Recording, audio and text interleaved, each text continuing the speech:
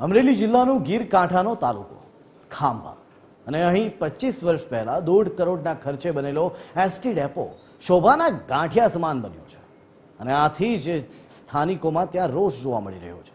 શું છે ખાંભા એસટી ડેપોની હાલની સ્થિતિ, જુઓ અમારા આ રિપોર્ટમાં।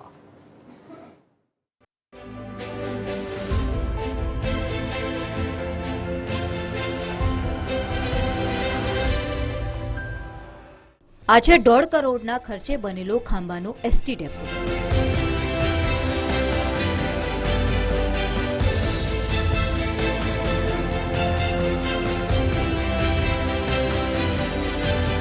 ખાંભા અમરેલી જિલ્લાનો મોટો તાલુકો અને 57 ગામનો તાલુકો છે અને તેમ છતાં અહીંયા વિકાસના નામે મીંડું છે।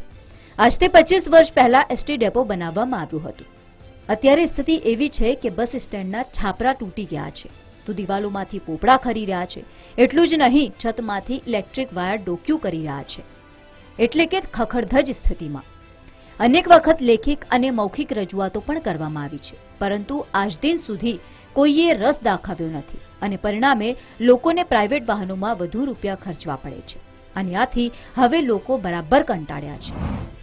એસટી ડેપો ચાલુ કરવામાં સરકારને ક્યાં નડતર થાય છે, ક્યાં અડચણ થાય છે એની જ નથી ખબર પડતી। માટે સરકારશ્રીને ફરી પણ અમે વિનંતી કરીએ છીએ કે તૈયાર થઈ ગયેલો અમારો ડેપો રિનોવેશન કરી, સમારકામ કરી અને ચાલુ કરે તો પણ ખાંભાની પરેશાની દૂર થઈ શકે તેમ છે અને ખાંભાના મુસાફરોને કાયમી રાહત મળી શકે તેમ છે। ખાંભા તાલુકા 2 વિધાનસભામાં વહેંચાયેલો છે, એટલે કે 2 ધારાસભ્ય હોવા છતાં ખાંભાની સમસ્યા ઉપાડવા વાળું કોઈ નથી અને અહીંયા લોકો એસટી ડેપોની રાહમાં છે। ત્યારે બીજી તરફ ધારાસભ્ય કહી રહ્યા છે કે રજૂઆત કરી છે અને પ્રશ્ન ઉકેલાશે। એસટી ડેપો બનેલ છે, આ એસટી ડેપો કોઈ ટેકનિકલ કારણોસર શરૂ નથી થતો। અનેક વખત રજૂઆતો કરવા છતાં આજે શરૂ નથી થતો। ત્યારે છેલ્લે લગભગ ઓછામાં ઓછું 1 વર્ષમાં 5-1 વાર હર્ષભાઈને મળ્યો છું અને આ એસટી ડેપો શરૂ કરવાની દરખાસ્ત પોઝિટિવ આવેલી છે। એટલે ટૂંક સમયમાં અમને ખાતરી આપી છે હર્ષભાઈ કે ટૂંક સમયમાં આ ડેપો અમે શરૂ કરશું। પ્રજાના 1.5 કરોડ રૂપિયા પાણીમાં અને અત્યારે એસટી ડેપો પણ ધૂળ ખાઈ રહ્યો છે।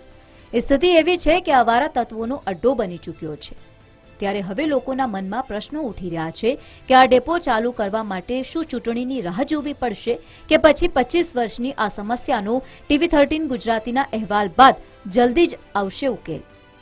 TV13 ગુજરાતી માટે ખાંભા અમરેલીથી પરેશ પરમારનો રિપોર્ટ।